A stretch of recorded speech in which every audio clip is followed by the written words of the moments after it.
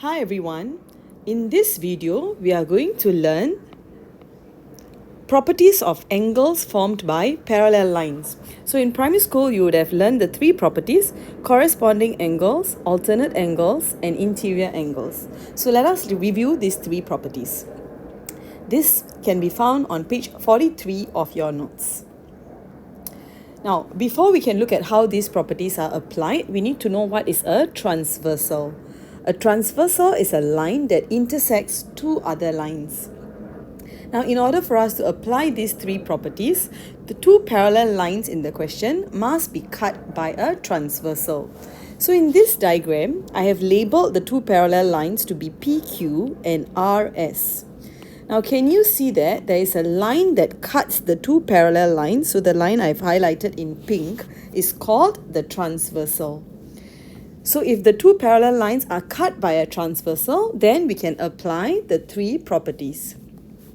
Let us see what are the three properties again.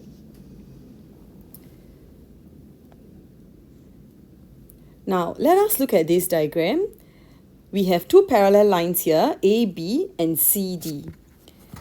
Now, focus first on angle A and angle P. You would notice in this particular case, angle A is 43, angle P is also 43. Now, if I change the parallel line, if I slant it a bit more, you would see the angle A changes. For example, A now is 61. You would notice angle P is also 61. Now, why does this happen?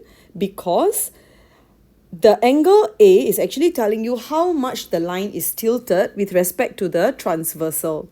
Now, since parallel lines means the two lines must be actually tilted at the same angle, so that's why we expect that when I shift these lines, the two lines shift at the same angle, therefore angle A and P are equal.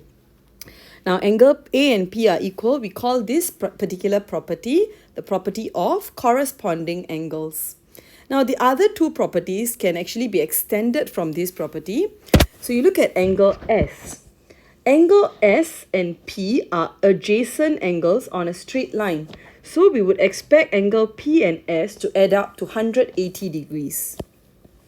Now you see that P is 44, S is 136, which adds up to 180 degrees.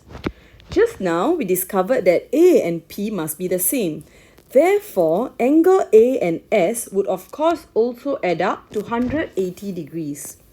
So now you look at angle A and angle S. So maybe I change it to 50. Angle A is 50 and angle S is 130.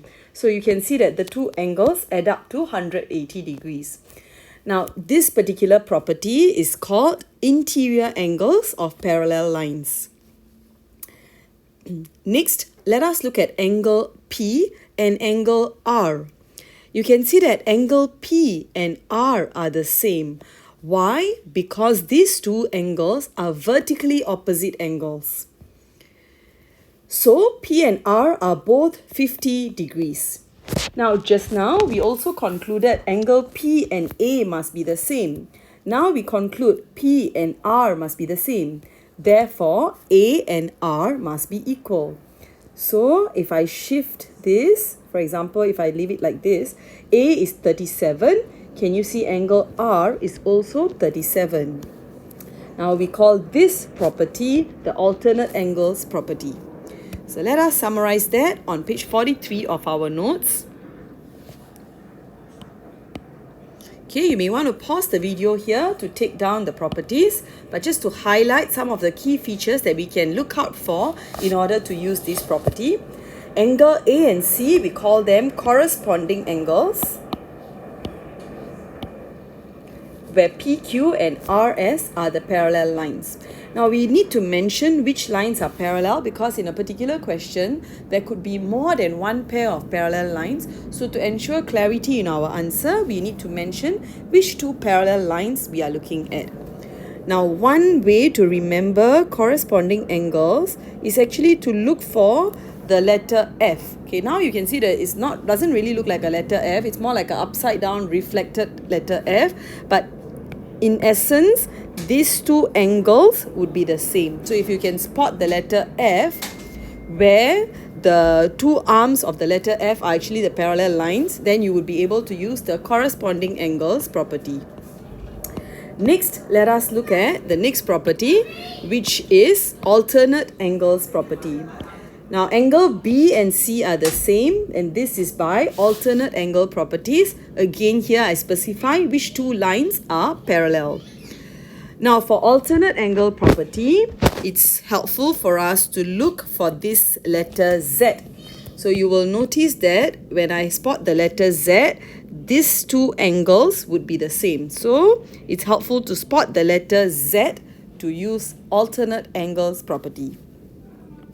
Of course, the letter Z may not always appear this way. It could be a reflected letter Z this way as well. So as long as these two lines are parallel, then the two angles here would be equal due to alternate angles property.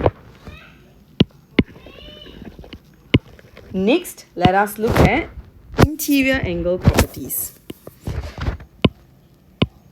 Okay. Angle B plus D would be equals to 180 degrees. This is due to interior angles where the lines PQ and RS are parallel. So for this, B and D are the interior angles. So we look for the two angles that are in the interior of the parallel lines. Okay, so these two angles are the interior of the two parallel lines.